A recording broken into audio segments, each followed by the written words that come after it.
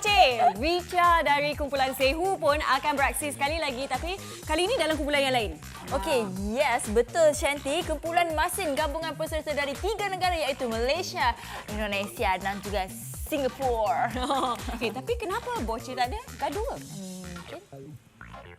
Vicha tampil dengan kumpulan baru iaitu Masin, gabungan peserta dari 3 negara iaitu Malaysia, Singapura dan Indonesia bakal menyerikan Maharaja Lawak Mega tahun ini. Benda itu tidak dirancang, maksudnya benda itu memang awal tu tak fikir yang oh ya ternyata Bora tu Singapura, and then I forget yang oh ya kita ni berarti 3 negara. Padahal masa kita bentuk tu kita sebenarnya tak fikir yang benda itu 3 negara. Lepas tu macam okey kita jalanin semuanya, tapi ternyata berperasaan oh ternyata kita 3 negara ya.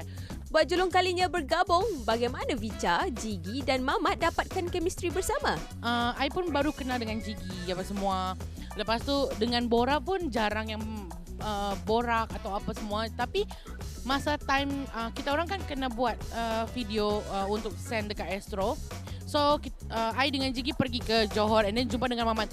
Ternyata dia memang masuk air juga, tingtong juga. Jadinya ternyata gila juga. Jadinya time itu memang semua sama-sama, ternyata sama-sama kaki gila lah. Jadi chemistry itu datang dengan sendirinya. Walaupun kita sama baru kenal tapi macam kita orang macam kita dah kenal lama pula gitu. Jadi alhamdulillah lah untuk membangun chemistry atau apa tu sampai sekarang masih okey gitu. Tidak bersama dengan Bocil Sehu untuk MLM tahun ini, ramai menyangka Vicha dan Bocil bergaduh.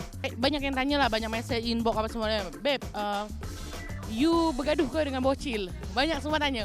You bergaduh ke dengan Bocil? Lepas tu banyak yang tanya, kau ada apa masalah apa dengan Bocil? Tapi sebenarnya I dengan Bocil tak ada masalah. Sehu tetap ada. I pun masih still lagi pakai nama Vicha Sehu dekat Instagram apa semua.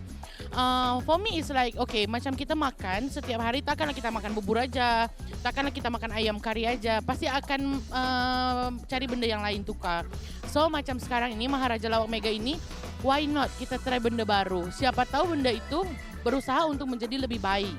Jangan lupa saksikan Maharaja Lawak Mega 2017 bermula 17 Februari jam 10 malam di saluran Astro Warna dan Astro Mustika HD.